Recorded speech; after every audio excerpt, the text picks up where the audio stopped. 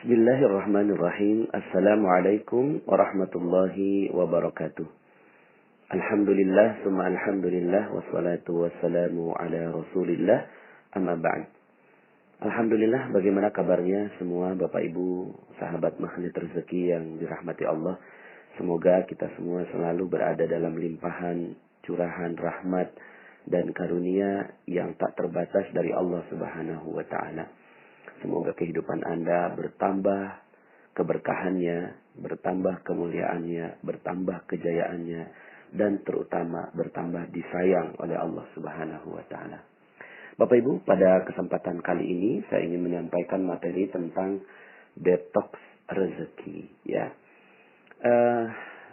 terus terang saya sudah beberapa kali tag untuk merekam materi ini, tapi beberapa kali juga saya tidak berhasil merekamnya. Bukan karena kualitas suaranya, tapi ada kekuatan yang sangat besar di dalam diri saya. Materi ini bisa membalik seluruh kehidupan Anda. Ibarat kalau kita salah jalan, kemudian kita sadar, kemudian kita tinggal U-turn atau berbelok berbalik arah. Maka mudah-mudahan materi detox rezeki adalah materi yang bisa membuat kita semua, saya juga sebagai pribadi yang banyak sekali kesalahan, bisa jauh-jauh lebih dekat kepada Allah Subhanahu wa Ta'ala, sehingga akhirnya rezeki kita dimudahkan olehnya. Bapak Ibu, ada banyak sekali yang merasa menyesal tentang dosa-dosa yang pernah dilakukan. Tapi lebih banyak lagi yang tidak menyesal, Bapak Ibu.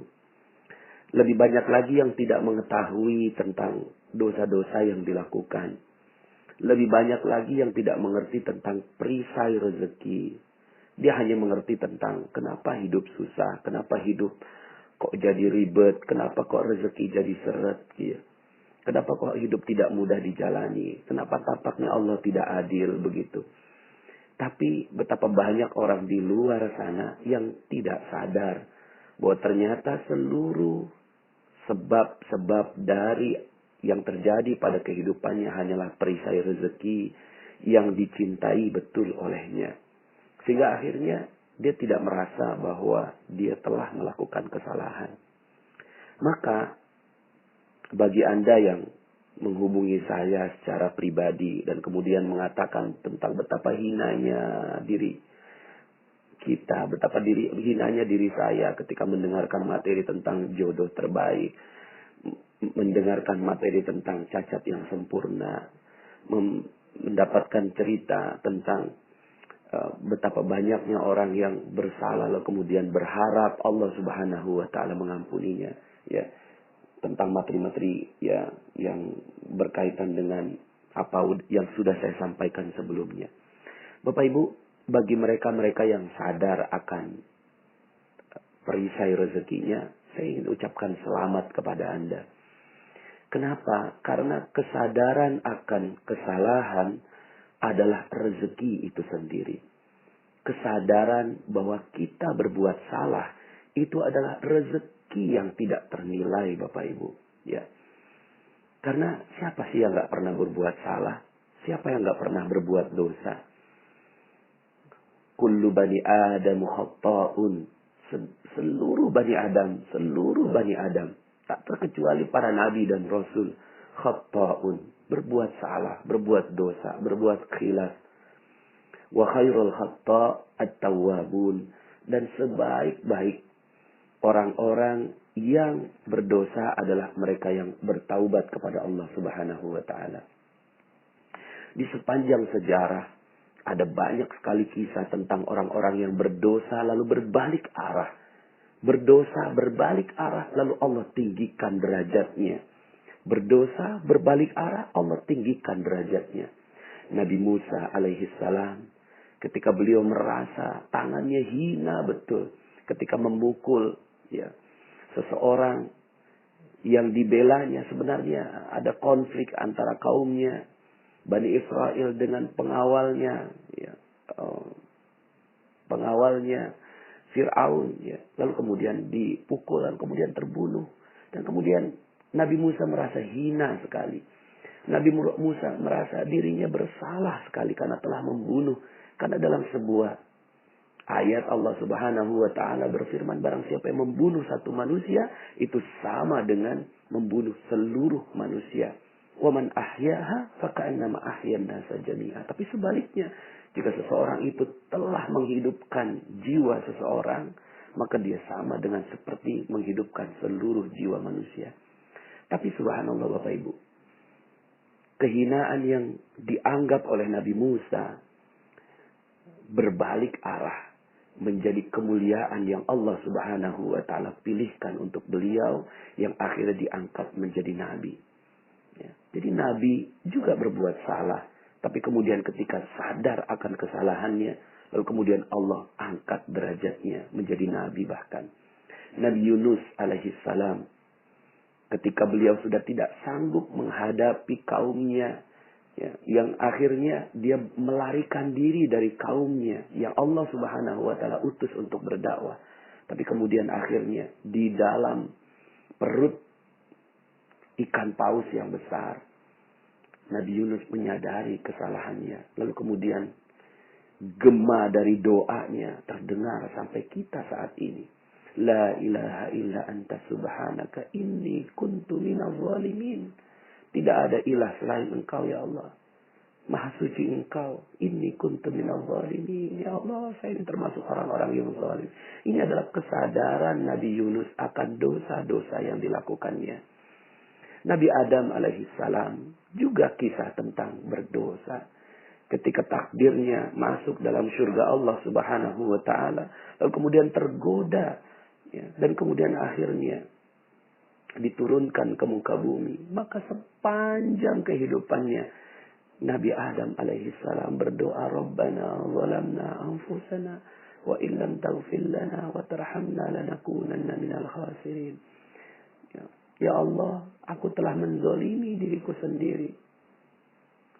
Allahumma Rabbana zalamna anfusana wa illam taghfir lana, jika engkau tidak mengampuni kami, lanakunanna minal khasirin, sungguh terjadilah kami menjadi orang yang merugi.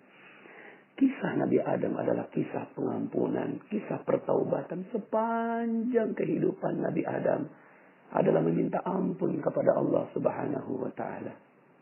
Maka kita melihat, jika Anda sekarang yang mendengarkan audio ini pernah berbuat salah, pernah berbuat dosa, pernah durhaka kepada kedua orang tuanya, menghancurkan terumbu karangnya, akan ada terumbu karang yang baru insya Allah buat Anda.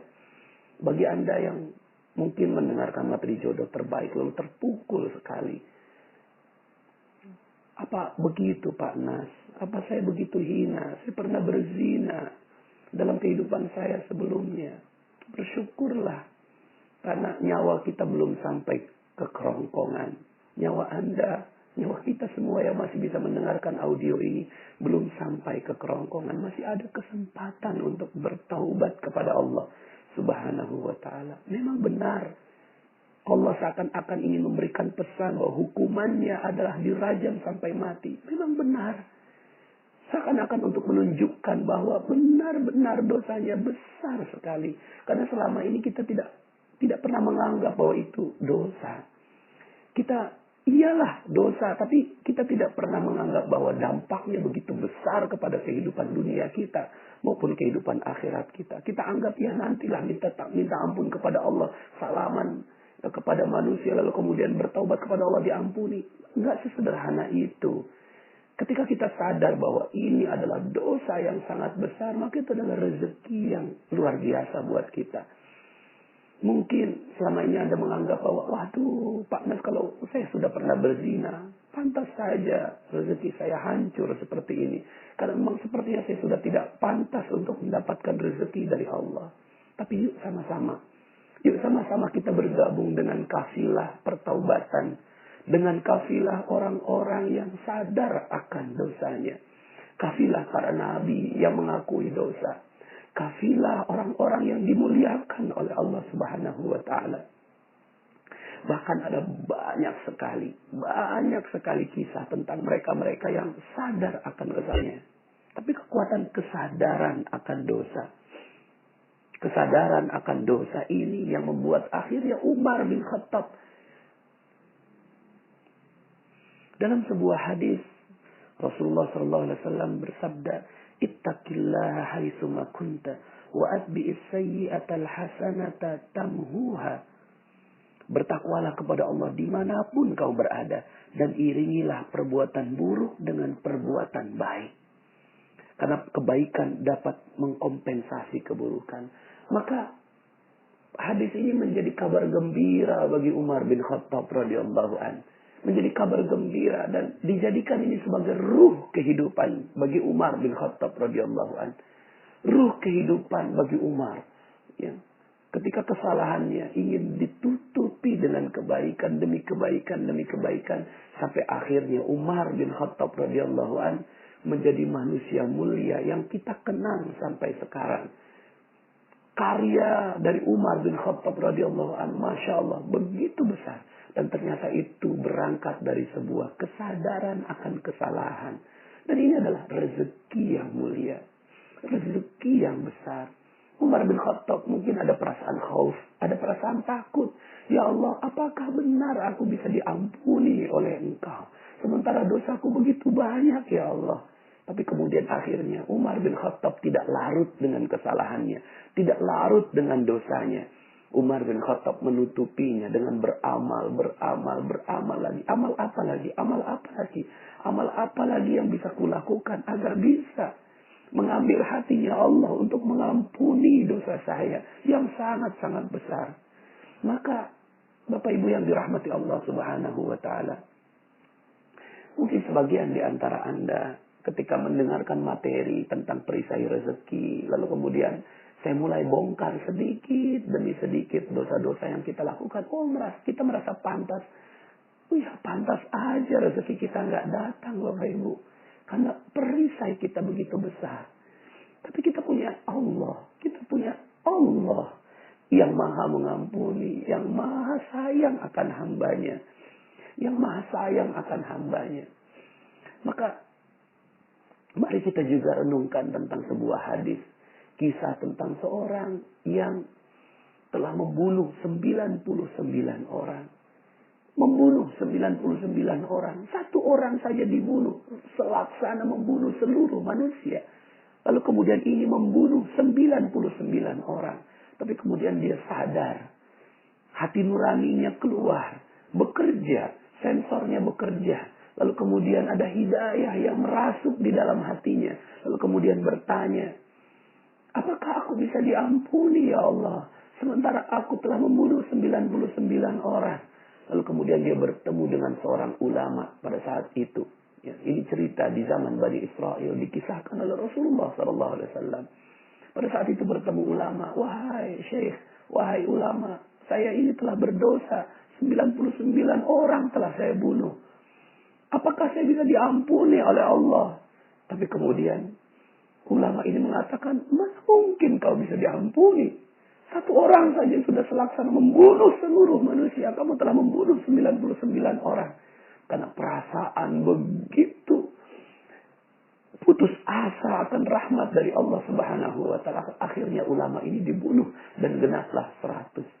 Sampai kemudian manusia yang ingin bertaubat ini datang kepada ulama kedua yang kemudian mengatakan, Allah maha mengampuni. Sampai akhirnya batas ketenggorokan. Sepanjang nyawa masih ada, maka masih bisa diampuni oleh Allah. Dengan syarat engkau meninggalkan seluruhnya dan pindah ke satu tempat yang lebih baik. Kemudian akhirnya dia lakukan itu. Dan singkat cerita, akhirnya seorang pembunuh yang telah membunuh 100 orang ini, akhirnya meninggal dunia di tengah perjalanan. Dan ketika malaikat maut, malaikat berselisih tentang hal ini, apakah dia masuk surga atau masuk neraka. Lalu kemudian diukur, ternyata beliau lebih dekat ke tempat desa yang dia tuju, ke tempat dia untuk bertaubat. Maka Bapak Ibu yang dirahmati Allah Subhanahu wa taala. Mungkin sebagian di antara Anda seakan-akan sepertinya sudah tidak lagi punya harapan kepada Allah. Tapi yuk sama-sama kita renungkan tentang ayat-ayat Allah Subhanahu wa taala dan hadis-hadis Nabi yang bercerita tentang hal ini. Dalam Al-Qur'an disebutkan dalam surat Az-Zumar ayat 53 sampai 54. Qul ya ibadiyalladzina asrafu ala anfusihim la taqnatu min rahmatillah. Innallaha yaghfiruz dzunuba jami'a innahu huwal ghafurur rahim. Katakanlah, hai hamba-hambaku yang melampaui batas terhadap diri mereka sendiri, janganlah kamu berputus asa dari rahmat Allah. Sesungguhnya Allah mengampuni dosa-dosa seluruhnya. Sesungguhnya dialah yang maha pengampun lagi maha penyayang. Wa anibu ila rabbikum wa aslimu lah. Wa aslimu lahu min qabli an ya'tiyakumul azab. Tsumma la tunsarun. Dan kembalilah kamu kepada Tuhanmu dan berserah dirilah kepadanya sebelum datang azab kepadamu. Kemudian kamu tidak dapat ditolong lagi. Bapak Ibu, bagi sebagian Anda yang mengalami musibah dalam kehidupannya, musibah dalam rezekinya, musibah dalam kehidupannya karena dosa-dosanya begitu tebal, begitu besar. Maka yuk sama-sama kita jadikan ini sebagai momen untuk kembali kepada Allah Subhanahu wa ta'ala. Bahwa insya Allah sepanjang nyawa kita masih ada dan belum sampai ke tenggorokan, kita masih memiliki kesempatan untuk bertaubat kepada Allah. Kita masih punya kesempatan untuk melakukan pertaubatan. Nah, Bapak Ibu, ini judulnya adalah detox rezeki, ya. Bagaimana kita bisa dengan jalan pertaubatan ini kita melakukan detox, ya. Mungkin Anda pernah melihat, dan ini pengalaman saya bersama istri begitu, ya. Ada yang memakai kosmetik bermerkuri, kosmetik berbahaya, lalu kemudian wajahnya hancur gitu, ya. Lalu kemudian dia sadar gitu. Setelah menggunakan kosmetik beberapa lama, kemudian akhirnya dia sadar bahwa zat yang dimasukkan ke dalam wajah ini adalah zat yang berbahaya. Lalu kemudian dia mulai sadar akan kesalahannya. Tapi kemudian jalan untuk berbalik ke wajah yang semula itu adalah jalan yang terjal, Bapak Ibu. Jalan yang terjal mungkin akan keluar semua flek-fleknya, jerawat dan segala macam gitu, ya, dari wajahnya. Tapi kemudian ketika ada yang memahami bahwa ini adalah proses detox, ini adalah proses detoksifikasi, keluarnya racun dari seluruh tubuh, maka dia bisa menerima dengan begitu sabarnya. Maka Bapak Ibu, logika rezeki yang kita bangun, ya, setelah beberapa materi ini, mungkin Anda sebagian di antara Anda yang ingin rezekinya baik, bisa, insya Allah akan ada banyak sekali kesempatan untuk Anda, masih bisa kok, gitu. Kalau Anda sekarang ini hutang nggak lunas-lunas, piutang tidak terbayar, lalu kemudian Anda harus diusir, bahkan sebagian di antara Anda yang dipenjara, ada yang ditangkap, asetnya disita, dihancurkan semua kehidupannya, dihina oleh orang lain. Maka yuk sama-sama kita melihat kehidupan kita, episode kehidupan kita bisa jadi itu karena dosa-dosa yang kita lakukan. Tapi it's okay, nggak apa-apa. Yang penting Anda sadar akan kesalahan. Yang penting kita sadar akan kesalahan. Lalu kemudian kita berbalik. Tapi jalan berbalik ini jangan meminta instan, Bapak Ibu. Kita sudah terlalu jauh berjalan dari jalur yang Allah inginkan. Kita terlalu jauh berjalan, lalu kemudian kita sadar bahwa ini bukan jalannya. Lalu kemudian kita mulai berbalik. Tapi jalan berbalik adalah jalan yang terjal. Seperti jalan detox itu, Bapak Ibu. Lalu kemudian seluruh racun-racun keluar. Hinaan, cobaan, deraan. Mungkin kita perlu beberapa tahun. Kita perlu beberapa tahun sampai kemudian akhirnya Allah Subhanahu wa taala berikan rezeki yang baik untuk kita. Yang perlu kita sadari adalah bahwa sudah kita minta ampun kepada Allah atas seluruh kesalahan-kesalahan yang telah lalu. Kemudian kita sadar bahwa kita berbuat salah.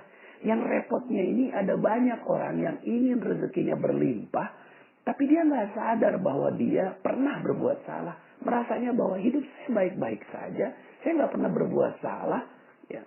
Lalu kemudian, tapi ternyata hidupnya nggak harmonis, masalah di mana-mana. Ya. Kemudian kehidupan yang nggak nyaman itu juga bagian dari kesalahan. Kalau seandainya hidup kita udah benar, ya, hidup kita udah bagus, hidup kita udah rapi, maka pasti rezeki datang dengan bagai air bah. Kita harmonis dengan keluarga, hidup kita nyaman. Kalau belum terjadi seperti itu, mungkin kita perlu berbalik. Dan saat berbalik itu kita perlu mengalami yang namanya detoksifikasi. Keluarnya racun-racun. Maka jangan heran, mohon maaf, mohon izin. Bagi mereka yang ingin menekuni jalan ini. Bagi mereka-mereka yang ingin mengetahui tentang jalan ini. Maka jalan ini akan dipenuhi dengan keluarnya racun-racun yang ada dalam tubuh kita. Kalau keluar itu, maka berbahagialah. Makanya dalam materi sebelumnya saya sampaikan tentang yang namanya paradox of candy. Akan ada bungkus-bungkus yang banyak yang dikeluarkan. Mungkin barang Anda hilang. Mungkin Anda akan dihina orang. Mungkin ya, akan ada banyak sekali pengorbanan yang keluar dari diri Anda. Tapi itulah prosesnya. Itulah detoxnya. Itulah detoxnya. Itulah bungkus-bungkus yang keluar. Sabar saja. Sebentar lagi isinya akan datang. Ya, sebentar lagi isinya akan datang. Mungkin saya ingin sedikit cerita tentang ada satu kisah yang saya lihat betapa dahsyat buat saya dan detoxnya cepat begitu ya. Ya mungkin bukannya cepat ya, tapi di antara jalan yang Allah pilihkan untuk detoksifikasi ini Allah kasih hadiah gitu. Allah kasih hadiah. Ini kisah tentang seorang nenek. Nenek ini hobinya minta-minta Bapak Ibu. Setiap hari minta-minta. Setiap hari minta-minta. Dia nggak sadar bahwa minta-minta adalah dosa. Berharap kepada manusia, meminta-minta, ini adalah dosa. Dia nggak sadar ini. Dan dia merasa, oke, yang lain dia berada dalam komunitas peminta-minta. Ini adalah sesuatu yang wajar. Ini adalah mencari nafkah. Tapi dia nggak sadar bahwa ternyata Allah nggak suka dengan perbuatan ini. Maka kemudian akhirnya dia tahu bahwa dia dapatkan kisah tentang Ustadz Yusuf Mansur. Dia datanglah ke pengajiannya Ustadz Yusuf Mansur. Ya. Akhirnya dia datang bukan buat ngaji, tapi buat minta-minta. Ya, sampai akhirnya ya panenlah Bapak Ibu ya. Karena Ustadz Yusuf Mansur ini mendoktrin jamaahnya untuk sedekah, ya sementara si nenek ini ada di luar. Ya.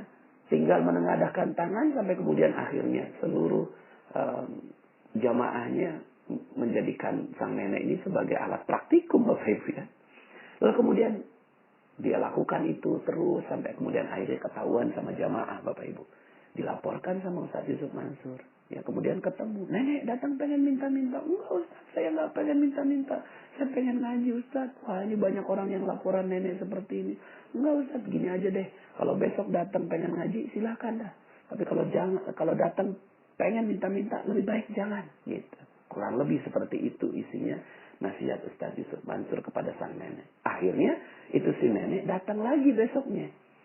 Tapi berubah niat Bapak Ibu. Berubah niatnya. Yang tadinya pengen minta-minta, sekarang ngaji. Kenapa? Karena udah ketahuan sama Ustadz Yusuf Mansur. Sampai kemudian akhirnya ini nenek ngaji. Sampai kemudian akhirnya ada tuh si nenek, ada Ustadz Yusuf Mansur, ada saya. Ini si nenek ini ngoceh aja depan Ustadz Yusuf Mansur. Gitu ya. Nggak tahu orang yang diocehin, orang yang sibuk. Sampai kemudian Ustadz Yusuf Mansur bilang gini, udah nek, gak usah banyak ngomong. Nih gue mau kasih duit. Ya. Yang tadinya dia ngoceh, langsung diem gitu. Ya, gue mau kasih duit 250.000, tapi bukan buat nenek semua. Ya, 190.000 bagiin ke orang lain sebagai sedekah, 60.000 buat nenek sebagai ongkos bagiin sedekah. Paham? Enggak paham Ustadz, kata tuh si nenek. Ya, akhirnya Ustadz Yusuf Mansur ngelihat saya. Nah, Terusin Mas, gue banyak urusan. Akhirnya pergilah Ustaz Yusuf Mansur. Saya berhadapan sama si nenek. Oh mungkin tadi Ustaz Yusuf Mansur ngejelasinnya kecepetan. Saya akhirnya jelasin pelan-pelan. Nek, Ustaz Yusuf Mansur mau ngasih duit. Gitu. Cuma ya bukan buat nenek semua. Ustaz Yusuf Mansur mau ngasih 250.000. Betul kan Ustaz? Ya, saya cari Ustaz Yusuf Mansur. Nggak ada Ustaznya. Oh ternyata nerusinnya bukan cuma nerusin jelasin, nerusin ngasihin duit gitu kan. Akhirnya aduh saya dijebak sama Ustaz Yusuf Mansur, tapi dijebak yang baik begitu. Akhirnya keluarlah dompet saya ada duit 300.000. Kemudian akhirnya saya keluarkan, nenek ada duit 300.000. Tapi bukan buat nenek semua. 240.000 bagiin ke orang lain sebagai sedekah. 60.000 buat nenek sebagai ongkos bagiin sedekah. Paham?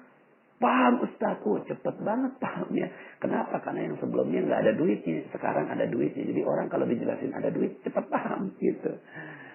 2 minggu kemudian saya ketemu masih si nenek lagi. Nangis si neneknya. Subhanallah Ustaz, alhamdulillah. Ada apa nih? Ada apa? Iya tuh Ustaz, duit itu udah saya tukerin duit-duit kecil. Ya, duit 2.000, 5.000, 10.000 gitu. Cuma karena komunitasnya peminta-minta yang datang banyak. Sampai duit 240.000 udah habis. Masih ada 3 orang yang datang. Nek, bagi sedekah kok saya nggak dapet gitu. Kata 3 orang ini. Udah habis, udah ketinggalan loh gitu. Jangan bohong dong Nek, jangan bohong. Akhirnya karena didesak, keluarlah bagian dia. Bagian dia berapa tadi? 60.000. Dikeluarkan 10.000. Nih bagi 3 ya, udah habis. Pagi harinya beliau melakukan hal seperti itu. Malam harinya lewat depan sebuah rumah. Kalau nggak salah namanya Ibu Hajah Maryam. Nek, sini Nek. Ada apa Bu Haji? Nggak tahu nih. Beberapa bulan ini saya terus keingetan nenek. Alhamdulillah tadi pagi saya udah daftarin nenek pergi umroh.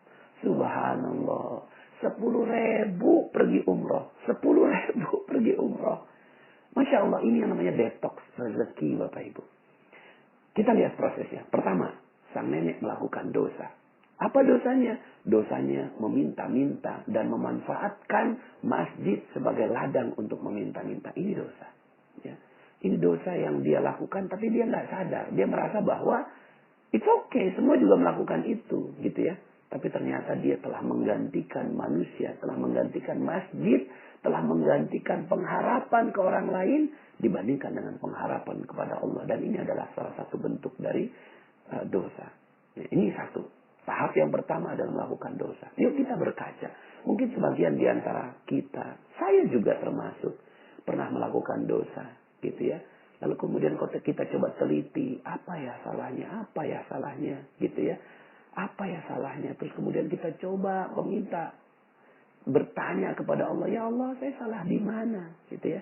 Lalu kemudian yang kedua, sadar akan kesalahan. Nah, di sini Allah menjadikan kesadaran akan kesalahan itu dengan bantuan orang lain. Yaitu bantuan jamaah yang melaporkan ke Ustaz Yusuf Mansur. Dan Ustaz Yusuf Mansur juga menegur kepada sang nenek. Ini adalah proses kedua terhadap sang nenek, yaitu memberitahu tentang kesalahan. Nah, sampai di sini ada orang yang mau nerima, ada orang yang tidak mau terima. Ya, sampai di sini ada orang yang mau terima, ada orang yang nggak mau terima. Kebetulan, alhamdulillah, sang nenek ini mau terima. Akhirnya beliau ya merendahkan dirinya. Ini tahap ketiga. Pertama, terjadi dosa. Kedua, disadarkan akan dosanya. Yang ketiga, merendahkan hatinya kepada Allah Subhanahu wa Ta'ala dan merasa bahwa dirinya pernah melakukan salah dan meminta ampun kepada Allah Subhanahu wa Ta'ala. Proses merendahkan diri di hadapan Allah ini dilakukan oleh Nabi Adam sepanjang 1000 tahun. Proses merendahkan diri ini dilakukan oleh Nabi Musa. Proses merendahkan diri ini dilakukan oleh Nabi Yunus. Proses merendahkan diri ini dilakukan oleh Umar bin Khattab radhiyallahu anhu. Sehingga ketika setiap beliau ingat akan wajah anaknya, beliau selalu menangis. Ini adalah proses merendahkan diri di hadapan Allah. Ya. Dan proses merendahkan diri ini ya dilakukan dengan sepenuh kesungguhan. Kemudian setelah merendahkan diri di hadapan Allah, baru yang keempat, mengisi dengan aktivitas yang bisa menutupi dosa tersebut. Ya. Yang dilakukan oleh sang nenek adalah ngaji, gitu ya. Ini yang dilakukan oleh sang nenek. Nah, yang dilakukan oleh Umar bin Khattab adalah menutupi dengan berbagai amal soleh. Maka kita harus haus, gitu ya. Harus haus, apalagi nih amal soleh yang harus saya lakukan. Makanya janji Allah terhadap berbagai amalan itu adalah diampunkan seluruh dosa. Ini ada proses detox, gitu ya. Ini ada proses detox sehingga akhirnya ya, yang dilakukan oleh seorang mukmin adalah mencari detoxnya. Apa nih yang harus saya lakukan agar bisa mendetoks dosa-dosa saya, agar bisa menghancurkan seluruh dosa-dosa saya. Begitu, ya. Maka di sini menutupinya dengan berbagai amal soleh, beramal lagi. Haus dengan amalan-amalan yang Allah janjikan untuk pengampunan dosa. Nah, untuk kasus sang nenek ini beliau akhirnya ngaji. Dan saya yakin proses ngaji yang dilakukan oleh sang nenek ini pedih sekali. Kenapa pedih? Karena dia biasa mendapatkan uang dari pengajian. Tapi sekarang ini tidak mendapatkan. Maka bisa jadi kehidupannya berat. Bisa jadi kehidupannya sulit. Bisa jadi kehidupannya tidak mudah, Bapak Ibu. Tapi beliau terima. Kenapa? Karena udah ketahuan ya. Ini dipaksa. Ini detox terpaksa namanya. Tapi Anda, insya Allah ya, saya yakin Anda yang mendengarkan audio ini adalah mereka-mereka yang tegar, yang siap menerima detox dari Allah Subhanahu wa Ta'ala. Maka ada yang mengalami detoxnya selama 7 tahun. Ada yang detoxnya selama 2 tahun, 3 tahun, 5 tahun, dan seterusnya. Nah, ini Bapak Ibu. Ya, mengalami beratnya ujian ketika kembali. Jadi yang pertama, dosa. Melakukan dosa. Ini tahap pertama. 2, sadar akan kesalahannya. 3, merendahkan diri di hadapan Allah Subhanahu wa Ta'ala. Yang keempat, diisi dengan berbagai amalan-amalan untuk mempercepat ditimbunnya dosa-dosa itu.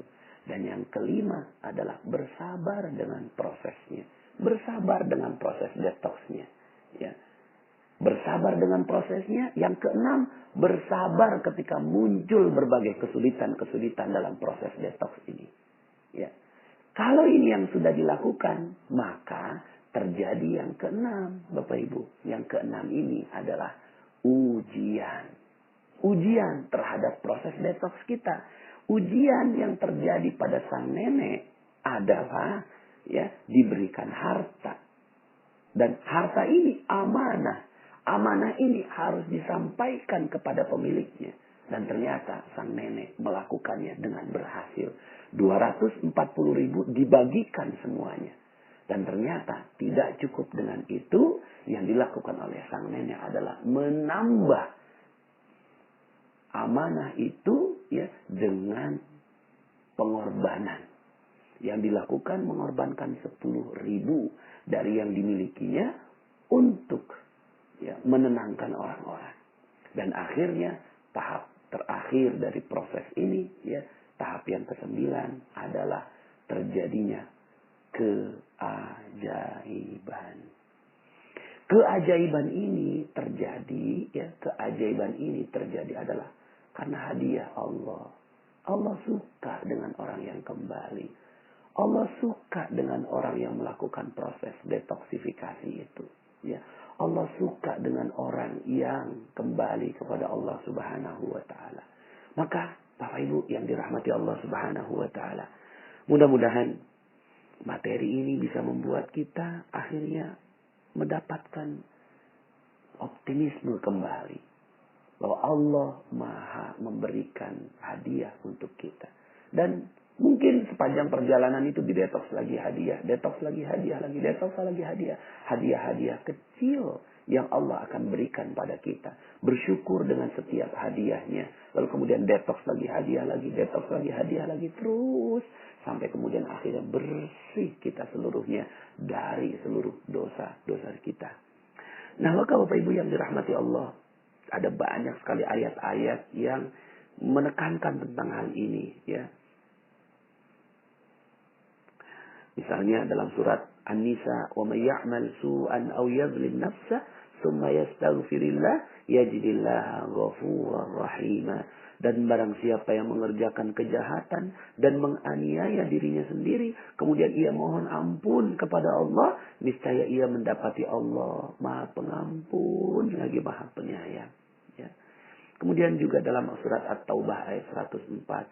Alam ya'lamu anna Allah huwa yaqbalut taubah an ibadih. Tidaklah mereka mengetahui bahwasanya Allah menerima taubat dari hamba-hambanya. Suatu ketika Rasulullah Shallallahu Alaihi Wasallam berjalan bersama dengan para sahabat. Lalu kemudian melihat ada seorang ibu yang sedang menggendong anaknya. Lalu kemudian Rasulullah bertanya pada para sahabat, "Wahai sahabatku, kira-kira ibu itu tega nggak? Ya, mau nggak melemparkan bayinya ke kobaran api?" Begitu. Para sahabat kaget mendapatkan pertanyaan seperti itu. Tidak mungkin ya Rasulullah. Ya. Ibu itu begitu sayangnya kepada anaknya, nggak mungkin dilemparkan ke kobaran api. Kemudian kata Rasulullah Shallallahu Alaihi Wasallam, sungguh Allah lebih sayang daripada seorang ibu kepada bayi. Sungguh Allah lebih sayang daripada seorang ibu yang menyayangi bayinya. Maka Allah menyayangi Anda, Bapak Ibu semua. Allah menyayangi kita. Allah gak pengen kita tergores sedikit pun dari api neraka. Allah gak pengen kita masuk di api neraka. Gak pengen Allah. Gak mau Allah nih kita masuk di api neraka. Gak mau Allah. Allah gak ingin sama sekali melihat kita terbakar di api neraka. Itulah Allah. Kalaulah ibu kita tidak mau meletakkan kita di api neraka, bagaimana Allah? Bagaimana Allah? Allah tidak mungkin. Tapi kemudian karena dosa-dosa kita, akhirnya Allah menghancurkan kita di kehidupan dunia. Supaya apa? Supaya gugur dosa-dosa kita. Supaya hancur dosa-dosa kita. Supaya habis dosa-dosa kita. Lalu kemudian kita menjadi manusia yang bersih di hadapan Allah. Dan ini adalah bentuk sayangnya Allah. Jadi kalau ditanya apakah Allah jahat pada saya? Tidak. Malah sebaliknya. Allah Maha sayang kepada hambanya. Allah Maha sayang kepada hambanya. Lebih sayang daripada seorang ibu menyayangi bayinya. Subhanallah. Bapak Ibu yang dirahmati Allah Subhanahu wa ta'ala. Maka ini adalah kabar gembira bagi kita semua. Proses detox yang insya Allah kita semua akan mengalaminya. Jadi kalau seandainya kita mengalami kesulitan-kesulitan hidup, katakan kepada Allah. Katakan kepada Allah, seandainya kita mengalami kesulitan-kesulitan dalam hidup kita. Ya Allah, sungguh aku lebih baik menerima kesalahan ini. Menerima kesulitan ini di kehidupan dunia. Asalkan Engkau membayar seluruh kesulitan-kesulitan kami dalam kehidupan dunia ini. Berupa keselamatan nanti di yaumil akhir. Tapi percaya Bapak Ibu. Percaya saya. Percayalah. Bahwa Allah juga berhak untuk memberikan harta rezeki yang berlimpah pada Anda dalam kehidupan dunia. Asalkan Anda sabar dalam prosesnya. Asalkan Anda sabar dalam prosesnya. Di akhir dari audio ini saya ingin membacakan sebuah hadis yang ada dalam kumpulan hadis Arba'in nomor 42. Dalam sebuah hadis qudsi, Anas radhiyallahu an berkata, aku mendengar Rasulullah sallallahu alaihi wasallam bersabda, Allah Subhanahu wa taala berfirman, wahai anak Adam, selama kalian mau berdoa dan berharap kepadaku, pasti ku ampuni dosa yang pernah kalian lakukan. Pasti. Pasti ku ampuni dosa yang pernah kalian lakukan. Dan aku tidak peduli. Wahai anak Adam, seandainya dosa kalian membumbung setinggi langit. Membumbung setinggi langit. Lalu kalian memohon ampun kepadaku. Pasti aku ampuni.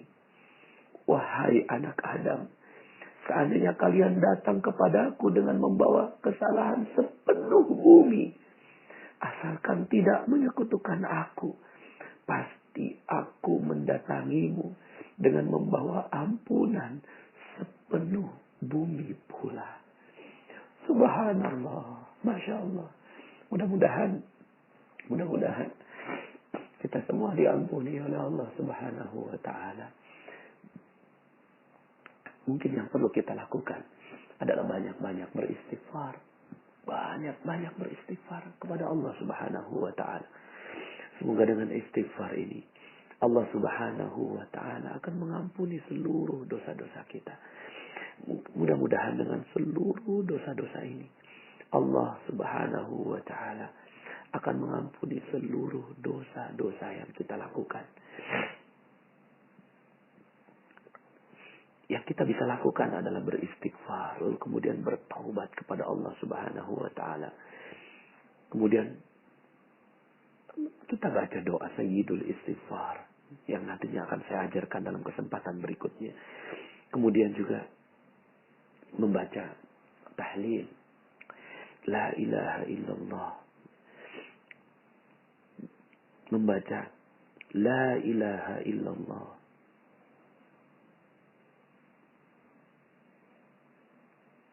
Dalam sebuah hadis Rasulullah SAW, Ummu Hani berkata bahwa Rasulullah SAW bersabda, ucapkanlah La ilaha illallah. Maka ucapan ini tidak akan menyisakan dosa dan tiada perbuatan yang melebihi keutamaannya. Hadis riwayat Ahmad. Semoga kita semua diampuni oleh Allah Subhanahu wa ta'ala. Dan akhirnya kita mendapatkan keberkahan di kehidupan dunia dan juga keberkahan di kehidupan akhirat. Bagi mereka-mereka yang telah berbuat dosa kepada Allah Subhanahu wa ta'ala di kesempatan yang sebelumnya, berbahagialah karena Anda masih bisa mendengarkan audio ini. Artinya Anda masih punya kesempatan untuk meminta ampun dan diampuni oleh Allah Subhanahu wa ta'ala sampai nyawa Anda, sebelum nyawa Anda sampai di tenggorokan Anda.